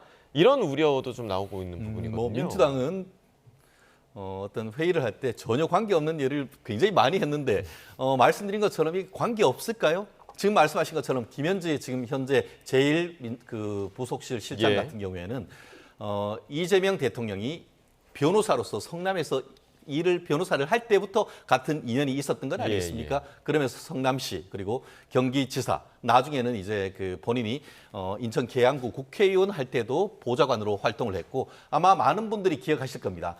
그 국회의원으로 할 무렵에 이재명 의원에게 이제 검찰에 출석을 요청했을 때 그것을 보고 이재명 대통령 의원에게 문자를 보내면서 출석 요청이 왔습니다. 전쟁입니다. 이것을 했던 예. 사람이 바로 김현지입니다. 그렇기 때문에 그만큼 지근거리에서 이재명 대통령을 오랜 기간 보좌를 해왔고 그러다 보니까 개인적인 사정부터 해서 여러 가지 문제, 아까 얘기했던 그 법인카드 문제 이런 부분도 소상히 알고 있을 것으로 지금 미루어 짐작되기 때문에 야당으로서는 사실 가장 어떻게 보면 유력한 증인으로 채택을 해서 묻게 되는, 나아가 그 이전의 문제뿐만 아니고 좀 전에 얘기했던 그 강선우 여가부 장관의 인사 문제라든가 이런 부분에 대해서 질문할 일들이 한두 개가 아닌 상태일 것이죠. 그래놨는데 이제 질문을 하려고 증인 채택을 하고 그 또한 예전부터 수십 년 동안 그 총무비서관인 국회에 나와서 질문하고 답변하는 게 관행이었음을 불구하고 그 직전에 인사 보직을 바꿨다? 그러면 냄새가 나는 것이죠. 지금 보고 있는 시청자분들도 저랑 비슷한 생각일 것이라고 생각합니다. 네. 자, 지금 김현지 부속실장과 관련해서는 야당에서는 뭐 여러 가지 그 표현들을 동원하고 있는 것 같아요. 만사, 현통, 뭐 비선실세, V0까지 나오고 있는데 실제로 그럴까요? 어떻게 보세요? 입증 책임을 다하셔라라는 저는 말씀을 드리고 싶은 게요. 저는 한때 제가 우리나라 최고의 권력자의 수행비서관을 했습니다. 원래 지근거리에서 일을 하는 사람은요, 온갖 의혹과 비난이 빗발칩니다. 심지어 제가 어디를 모시고 다니면서 그 모셔야 되는 분을 잘 모셔야 되기 때문에 사람들을 보지 못하면 인사를 못 하잖아요. 예. 그러면 인사도 안 하는 건방진 놈이다. 뭐 이런 식으로 비난을 해요. 그러니까 수많은 것들이 있습니다. 그러면 그 당시의 상황까지 같이 얘기해서 충분히 그 모시는 분이 그 자리에 오래 머물고 여유가 있었음에도 인사를 안 했다라든가 이런 입증을 충분히 하고 비난을 해야 옳지 않겠습니까? 그러면 김현지 부속실장에 대해서도 충분한 입증을 하고 비난을 하시는 게 맞습니다. 그렇지 않다면 그건 정치 공세예요. 그래서 야당은 정치 공세를 할 수 있습니다. 예. 그렇지만 국감장이나 청문회로 불러내는 거는 또 다른 겁니다. 제가 조희대 대법원장에 대해서 충분한 입증에 비례해서 불러내는 게 맞다라고 말씀을 드린 것처럼 김현지 부속실장도 만약에 불러내서 묻고 싶다면 그거에 비례할 만한 입증 책임을 지고 불러내는 것이 맞다라는 말씀을 다시 한번 드립니다. 예. 자, 그리고 이제 저희가 시간이 얼마 남지 않아서 증감법 개정안 관련 이야기로 좀 마무리를 해보도록 하겠습니다. 앞서 국무회의 의결사항에 관련한 속보를 전해드렸는데 증감법 개정안도 민주당 주도로 본회의를 통과를 했죠. 이 고발의 주체를 두고 한 차례 좀 소란이 있었는데 오늘 아침 여야의 반응을 듣고 이야기 나누겠습니다. 더불어민주당은 국회 정언감정법 개정 필리버스터를 앞두고 고발권을 국회의장에서 법사위원장으로 넘겨주는 덧센 추미애법 수정안을 제출했다가 어젯밤에 필리버스터를 마치고 나서 덧센 추미애법을 철회하는 재수정안을 제출하여 통과시켰습니다. 그야말로 초등학교 학급회의만 또 못한 촌극을 벌였습니다. 정말 한숨만 나옵니다. 이게 정상적인 국회입니까? 이랬다가 저랬다가 왔다 갔다 법안 가지고 장난치냐라고 할 수밖에 없을 것 같습니다. 이 부분에 대해서 당에서 여러 차례 논의를 한 결과 원래대로 국회의장이 고발 조치를 할 수 있도록 하는 것이 좋겠다라고 결론이 난 것이지 국힘에서 주장하는 이런 내용은 사실상 무조건 필리버스터를 하고 있지 않습니까? 그래서 발목 잡기 그런 발언에 불과하다 이렇게 생각합니다.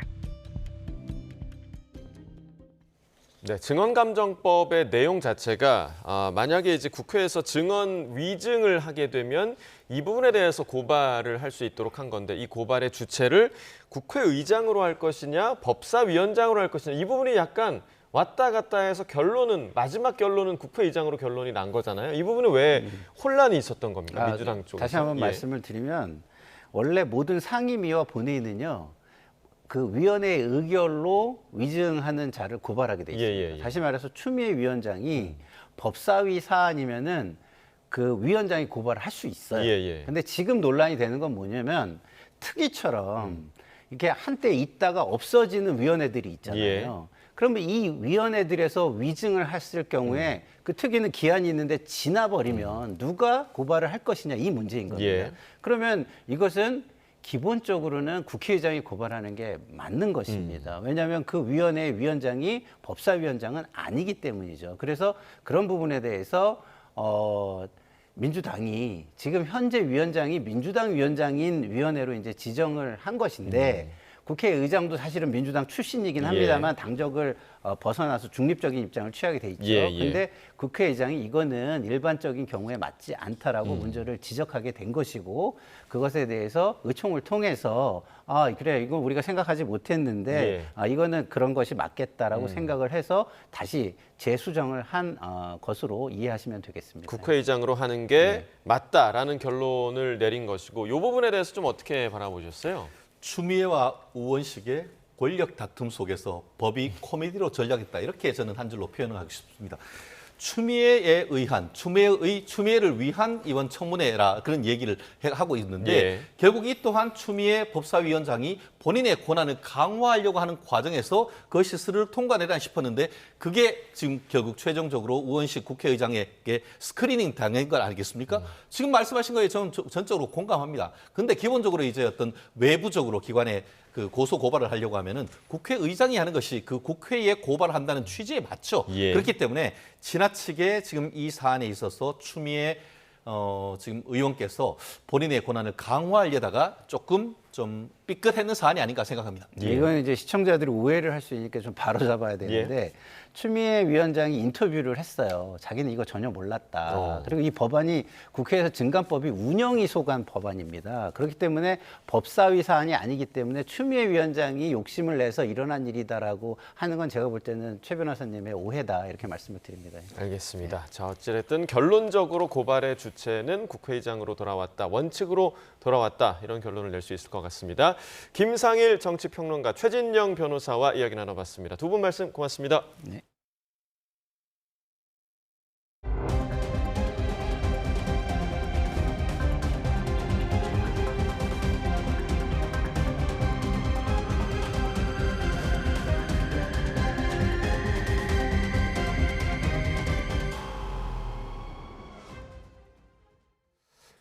이재명 대통령이 모든 정부 부처에 보안 안전 시스템을 점검한 뒤 다음 주 국무회의 전까지 결과를 보고하라고 지시했습니다. 이 대통령은 오늘 국무회의에서 이번 국가정보자원관리원 화제를 반면교사 삼아 미비사항을 선제적으로 보완해야 한다며 이같이 밝혔습니다.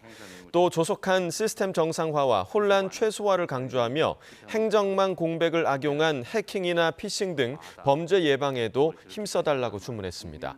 이 대통령은 이와 함께 이번 주에 시작되는 추석 연휴 기간 안전대책을 철저히 수립하고 장바구니 물가 안정을 위해 노력해달라고 관계부처에 지시했습니다. 행정안전부는 정부 시스템 장애와 관련해서 스미싱 공격이 예상된다며 주의를 당부했습니다. 행안부는 정부와 공공기관 등을 사칭해 대체 시스템 설치를 안내하는 등 관련 문자와 카카오톡 알림에서 인터넷 주소인 URL 링크가 있으면 100% 스미싱이라고 강조했습니다. 그러면서 스미싱 의심 문자를 받거나 URL을 이미 클릭해 악성 앱 감염이 의심되면 한국인터넷진흥원 118 상담센터로 신고해 상담을 받으라고 덧붙였습니다. 국가정보자원관리원 화재가 커진 원인으로 순식간에 1000도 이상 치솟는 리튬이온 배터리의 열 폭주 현상이 지목되고 있습니다. 작은 결함이 순식간에 대형 화재로 번지는 열 폭주 메커니즘을 과학적으로 짚어봤습니다. 고한석 기자가 보도합니다. 리튬이온 배터리는 스마트폰, 전기차, 데이터 센터의 비상 전원 등 전반에 걸쳐 사용됩니다. 문제는 열폭주가 시작되면 제어하기가 매우 어렵다는 점입니다. 배터리 내부에서 미세한 단락이나 과열이 발생하면 전해질이 분해되면서 메탄, 에틸렌 등 가연성 가스를 방출하고 배터리 양극의 화학물질이 분해되면서 산소도 뿜어져 나옵니다. 이 과정에서 온도가 급격히 상승해 불과 5에서 10초 만에 1000도 이상 치솟을 수 있습니다. 이 열은 배터리 셀을 폭발적으로 파괴해 즉각적인 발화로 이어집니다. 외부 불꽃을 꺼도 배터리 내부가 임계 온도인 200도 이하로 냉각되지 않으면 재발화 위험이 큽니다. 우리가 항상 손에 들고 다니는 스마트폰의 리튬이온 배터리도 한번 불이 나면 끄기가 어렵습니다. 배터리가 이상하게 변형이 된다든지 연기가 나오는 현상이 나타나면 잠시 후에 열폭주로 이어질 확률이 매우 높거든요. 네. 그런 경우에는 끄려고 하지 마시고 즉시 반대 방향으로 대피하시는 게 우선입니다.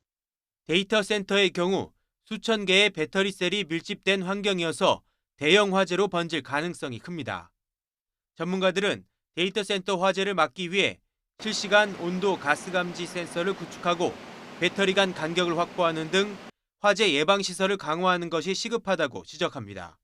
YTN 고한석입니다. 오늘 새벽 2시쯤 경기 의정부시 가능동에 있는 2층짜리 다가구 주택에서 불이 나 50여 분 만에 꺼졌습니다. 불이 시작된 집 안에서 발견된 60대 부부는 심정지 상태로 병원에 옮겨진 뒤 맥박을 회복했지만 생명을 위독한 상태로 전해졌습니다. 경찰과 소방은 정확한 화재 원인을 조사하고 있습니다. 전북 군산에서 여자친구를 살해한 뒤 약 1년간 사체를 숨긴 40대가 경찰에 붙잡혔습니다. 전북 군산경찰서는 살인과 사체 은닉 혐의로 40대 A씨를 긴급 체포했습니다. A씨는 지난해 10월 21일 군산시 조촌동의 빌라에서 당시 사귀던 여성을 목 졸라 살해한 뒤 김치냉장고에 사체를 방치한 혐의를 받습니다. A씨는 숨진 여성의 행세를 가며 휴대전화로 유가족과 연락하고 주거지 월세를 내는 등의 수법으로 범행을 숨겨온 거로 조사됐습니다. 경찰은 주식 문제로 다투다가 살해했다는 진술을 토대로 정확한 사건 경위를 조사하고 있습니다. 오늘 오전 9시 반쯤 서울 서초동에서 정전사고가 발생해 주상복합 아파트 등 500세대 이상이 30분가량 불편을 겪었습니다. 한국전력은 서초동 교대역 인근 공사장에 설치된 가설물이 주변 전신주로 쓰러지며 전선이 끊어졌던 거로 보인다고 밝혔습니다. 이번 정전으로 인한 승강기 갇힘 등 안전사고는 없었던 거로 파악됐습니다. 김건희 특별검사에 파견된 검사들은 검찰청 해체와 검사의 직접 수사 기능 상실, 수사검사의 공소유지 원칙적 금지 등에 반발하며 원소속으로 복귀를 요청했습니다. 특검 파견 검사들은 입장문을 내고 최근 상황과 모순되게 직접 수사, 기소, 공소유지가 결합한 특검 업무를 계속 담당하는 게 과연 옳은 것인지 혼란스럽다며 이같이 밝혔습니다. 이어 민중기 특검을 향해 직접 언론 공보 등을 통해 그동안의 특검 수사 과정에서 확인된 중대범죄 수사에서의 검사의 역할이나 검사 직접 수사 등 필요성에 대한 의견을 표명해달라고 요구했습니다. 그러면서 현재 진행하고 있는 사건들을 조속히 마무리한 뒤 파견 검사들이 일선에 복귀해 폭증하는 민생 사건 미제 처리에 동참할 수 있도록 복귀 조치해달라고 덧붙였습니다.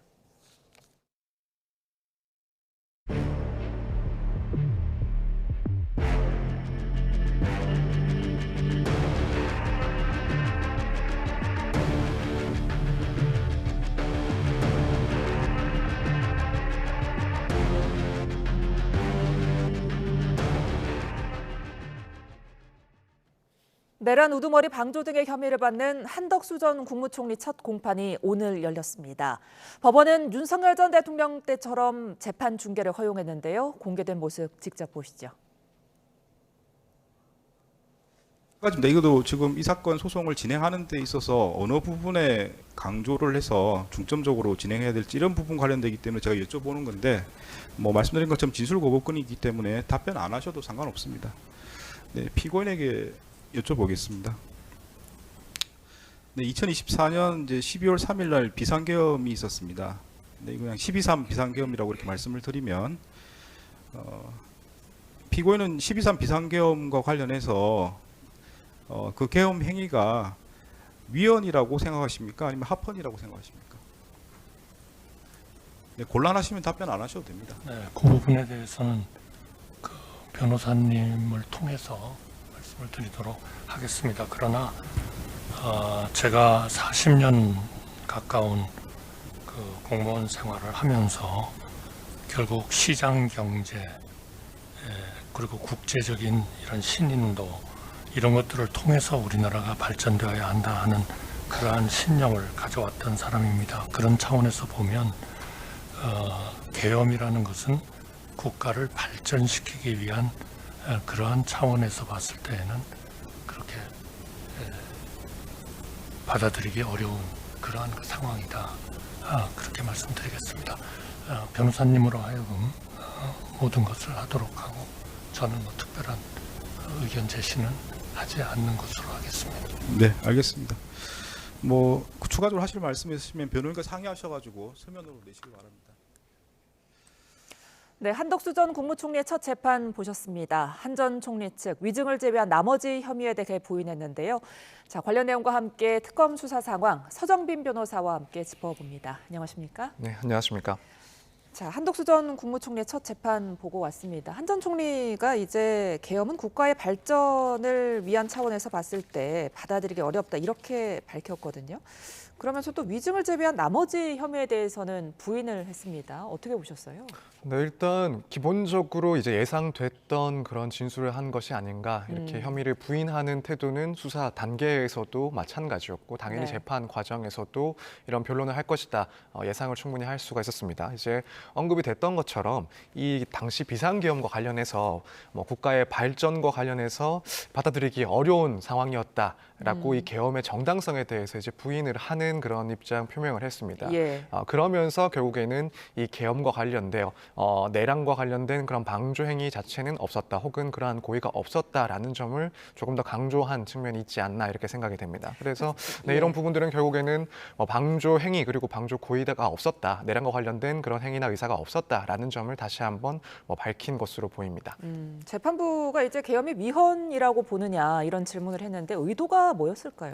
그러니까 만약 계엄에 대해서 어떤 평가를 하는지에 따라서 당시의 그런 행동들을 어떻게 해석할지 조금 달리 평가를 해볼 수 있지 않나 이런 판단을 법원에서는 했을 것이다라고 보여집니다. 예. 만약에 일단 계엄에 대해서 합헌이라고 판단을 한다라고 한다면 그에 맞춰서 이 계엄과 관련된 그런 동조 행위라든가 그런 의사가 충분히 있었을 것이다라고 생각을 해볼 수가 있고 예. 반면에 계엄이 부적법하고 정당하지 못했다라고 판단을 하고 있다라고 한다면 그 당시에도 적극적으로 협조를 한다거나 혹은 그러한 의사가 있었다고 보기 어려운 측면이 있다라고 볼 수가 있기 때문에 예. 이제 그런 것들을 조금 이제 가늠해 볼 수 있는 질문으로서 이제 법원에서 조금 나온 질문이 아닐까 이렇게 생각이 됩니다. 예, 특검과 한 전 총리의 주장이 지금 굉장히 엇갈리고 있는데 양측의 주장을 좀 정리를 해볼까요?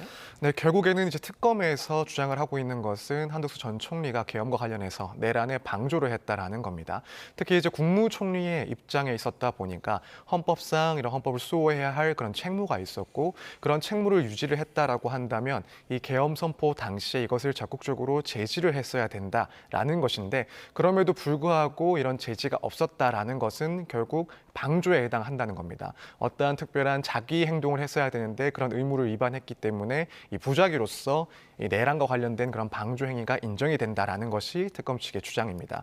이와 반면에 이제 한덕수 전 총리 입장에서는 그러한 헌법상의 책무는 어디까지나 정치적 그리고 도의적인 책임에는 해당이 되지만 법적인 그런 책무, 책임까지는 인정이 되지 않는다. 법적으로 그것을 위반했을 때 처벌할 수 있는 그런 의무까지는 해당이 되지 않는다라는 겁니다. 예. 따라서 물론 이런 방조 행위도 없었다라고 주장을 하겠지만 이러한 행위가 설사 어느 정도 있었던 것처럼 보인다 하더라도 그것이 법적으로 부여된 의무까지에 해당을 해서 이것을 위반했다라고는 볼 수가 없다. 그래서 형사상 그런 책임을 질 수가 없는 구조이다라는 점을 주장하고 있지 않나라고 보여집니다. 따라서 조금 간단하게 말씀을 드려보자면 결국에는 총리로서의 의무를 저버린 것이 형법상 방조 행위에 해당을 하는지 하지 않는지 이 부분이 이제 가장 주된 쟁점이다라고 보여집니다. 예, 오늘 이제 재판부가 중개 결정을 하면서 저희가 관련 내용을 좀 지켜볼 수 있었는데 재판부가 중개 결정을 한 이유는 뭐라고 밝혔죠? 네, 일단은 특검법상 규정을 봤을 때 특검의 그런 요청이 있을 경우에는 특별한 사정이 없는 이상 이 재판부에서는 이것을 수용을 해야 됩니다. 일단 그건 역시 일단 법상으로 부과된 그런 의무라고 볼 수가 있기 때문에 그 점이 가장 중요한 근거 중에 하나가 되었다라고 보고 또 한편으로는 당연히 이제 이 사건 재판에 있어서도 여전히 국민의 그런 알 권리가 보장이 돼야 된다라는 점이 상당히 강조가 되지 않았나라고 생각이 됩니다. 예. 아무래도 이 사건 같은 경우에도 이런 계엄과 관련된 내란과 관련된 그런 재판 전반에 대해서 국민들이 상당히 관심을 갖고 있는 것도 사실이고 또 윤 전 대통령에 이은 국정의 제2인자로서 당시의 그런 행적들에 대해서 국민들의 그런 관심사가 상당히 높은 사건인 것은 분명하기 때문에 이러한 점을 고려했을 때 재판을 공개한다면 피고인의 방어권에 조금 제한이 가해지는 측면이 있을 수 있긴 하지만 그럼에도 불구하고 공개를 하는 것이 것이 국민의 관심사 그리고 재판의 공정성을 보다 담보하는 측면에서 의미가 있다. 이러한 비교 형량을 통해서 공개를 했다라고 보여집니다.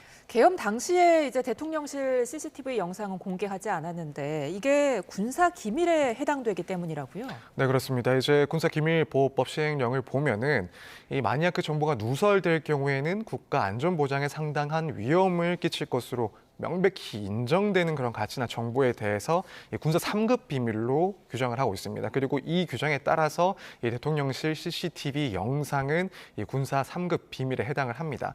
이제 만약이라도 이런 것들이 재판을 통해서라도 외부에 공개가 된다라고 한다면 결국 대통령실의 구조라든가 혹은 인력 배치나 아니면 비상 상황 시의 그런 대응 프로토콜과 같은 이 국가 안보와 또 직결되는 그런 민감한 정보들이 공개가 될 수 있기 때문에 이런 점은 이제 공개가 돼서는 안 된다라고 일단 재판부에서 판단을 한 것으로 보입니다. 별도로 이제 기타 법률에서 이런 것들이 공개가 됐을 때는 처벌을 하는 규정을 두고 있을 만큼 민감한 정보이기도 하고요. 이런 점을 고려했을 때 재판에 대해서 전반적인 중개는 허용을 하되 이런 민감한 국가 기밀과 관련된 그런 정보에 대해서는 특히 CCTV 영상은 거기에 해당을 하기 때문에 이 부분은 또 제한을 하는 그런 절차를 진행을 했습니다. 재판 내용을 조금 더 살펴볼게요. 한 전 총리 측에서 위증 사실은 인정을 하면서도 고의성은 없었다 이렇게 밝혔거든요. 그렇다면 재판부는 여기에 대해 어떻게 판단할까요? 네, 사실 위증 사실을 인정한다. 그러니까 사실관계에 대해서는 인정을 하면서도 내심의 의사, 그러니까 고의를 부인하는 그런 방식의 변론들은 종종 있습니다. 그래서 이제 지금 여기서 사실을 인정했다는 것은 실제 사실관계 그리고 내가 실제로 경험했던 사실과 그 이후에 말했던 그런 발언의 차이가 있다. 이것은 실제 사실을 제대로 말하지 못한 부분이 있다라고 일단 주장을 하는데 고의는 없었다라는 겁니다. 그때는 인식을 하지 못했다.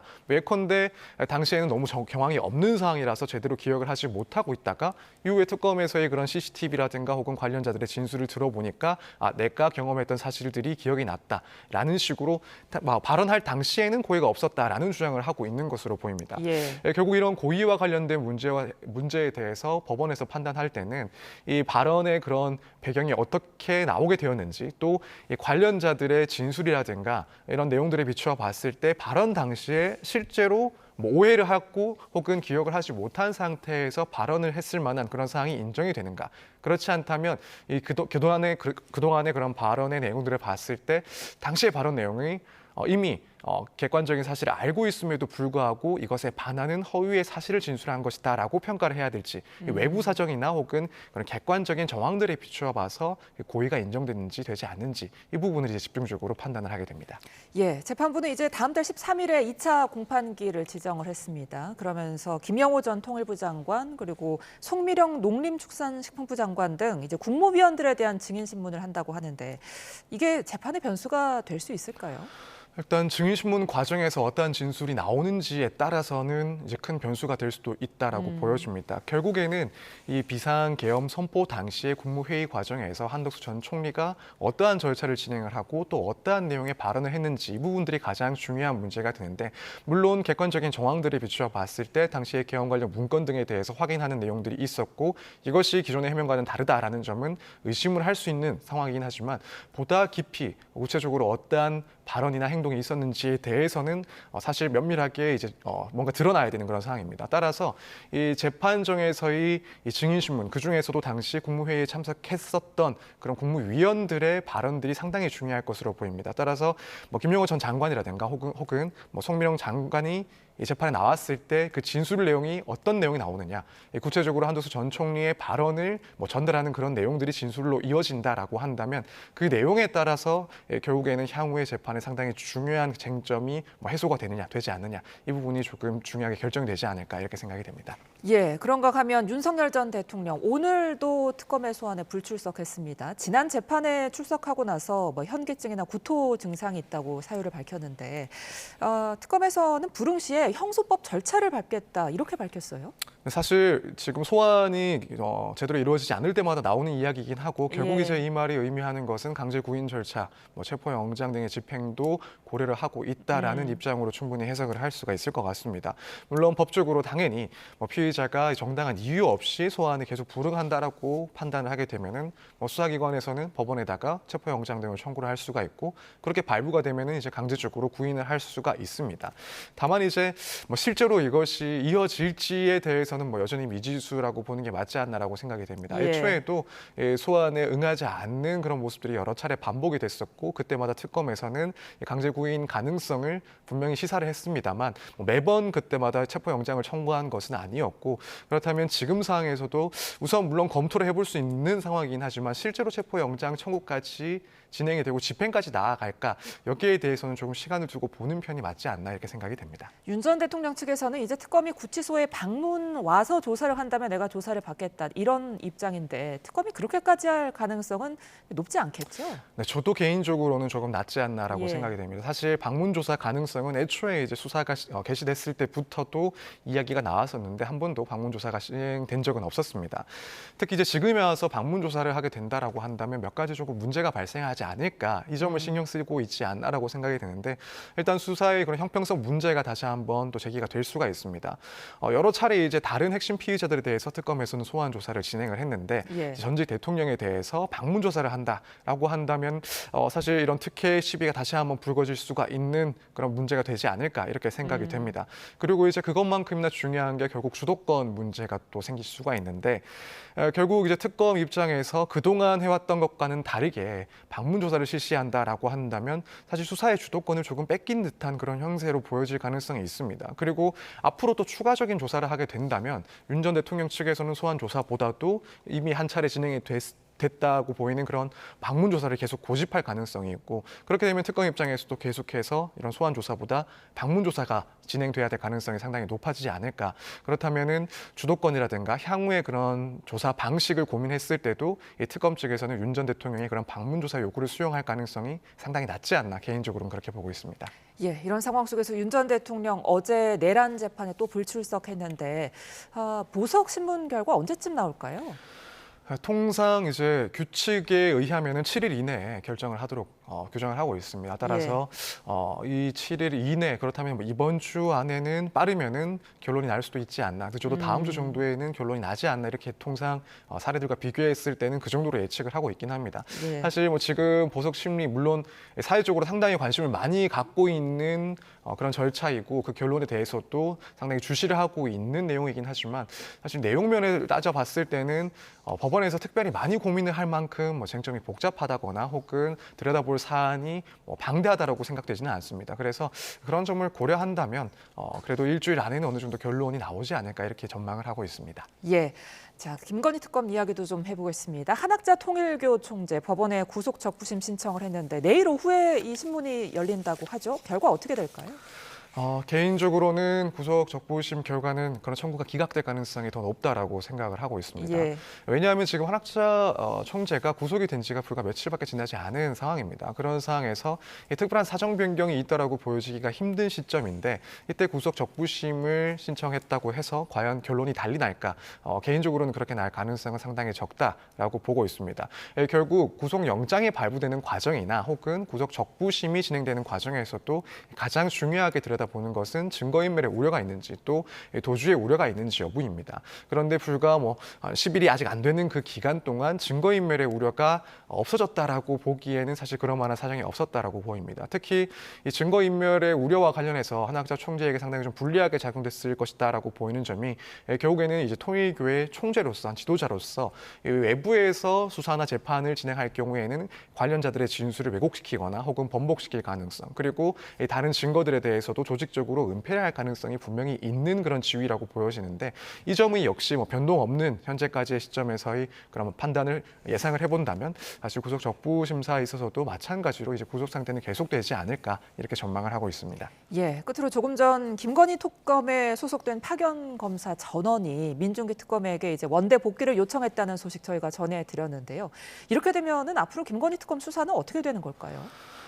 사실은 물론 이제 이런 요구가 수용될지 그래서 파견된 검사들이 복귀가 될지 이 부분 역시 미지수이긴 합니다만 만약에 이제 그런 사항이 발생한다라고 한다면 사실 특검의 수사에 좀 상당한 차질이 발생하지 않나라고 생각을 하고 있습니다. 일단 김건희 특검 같은 경우에는 타 특검들보다도 사안 자체가 무척이나 많고 복잡하기 때문에 가장 많은 인력이 또 배치가 됐었고 특히나 이제 검찰에서 이 검사들을 파견받는 이유가 결국에는 이 수사에 대해서 가장 베테랑이라고 할 수 있는 가장 전문가라고 할 수 있는 수사 주체이기 때문에 다수의 이런 인력을 파견받은 거다 이렇게 볼 수가 있습니다.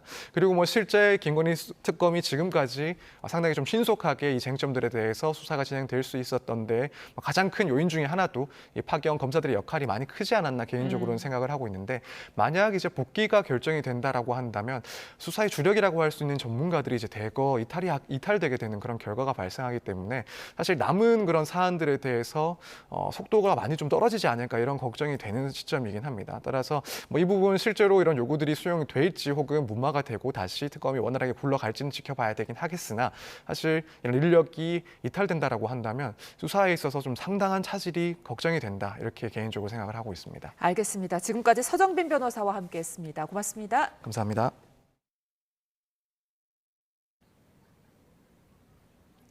9월 마지막 날인 오늘 완연한 가을을 만끽하기 참 좋겠습니다. 이곳에는 코스모스와 백일홍, 또 가오라꽃 등 다채로운 가을꽃이 활짝 피었는데요. 제가 나와 있는 이곳 핑크 코스모스 산책로를 걸을 때는 이 완연한 가을을 더욱더 실감나게 느낄 수가 있습니다. 현재 서울 기온은 조금 21도를 넘어서면서 선선함이 감돌고 있습니다. 앞으로 기온은 25도까지 조금 더 오르겠고요. 그만큼 일교차는 무척 크겠습니다. 장시간 외출하시는 분들은 얇은 겉옷을 꼭 챙겨서 나와주시기 바랍니다. 자세한 오늘 낮 기온 살펴보겠습니다. 오늘 대부분 지역에서 예년 기온을 보이겠는데요. 오늘 광주 낮 기온은 25도, 대구 26도로 어제와 비슷하겠고요. 예년 이맘때 가을 날씨가 예상됩니다. 오늘 대체로 구름만 지나는 가운데 경기 내륙과 영서, 충청 북부, 경북 남부 내륙은 오후 한때 5mm 안팎의 약한 소나기가 내리겠고요. 경남 남해안과 제주도는 빗방울이 떨어질 수 있겠습니다. 연휴 전까지는 대체로 맑은 날씨가 함께하겠습니다. 다만 모레인 목요일 밤에 전남과 제주도에만 약하게 비가 내리겠고요. 개천절이자 추석 연휴 첫날인 금요일에는 영동과 충청 이남에도 비가 확대될 전망입니다. 모레 밤부터 대부분 해상에서는 강풍과 함께 물결이 최고 3.5m까지 매우 높게 일겠습니다. 연휴를 맞아서 배편을 이용하시는 분들은 미리 사전에 운항 정보를 잘 확인해 주시기 바랍니다. 지금까지 YTN 김시아입니다. 이상으로 화요일 뉴스나우 마칩니다. 시청해주신 여러분 고맙습니다.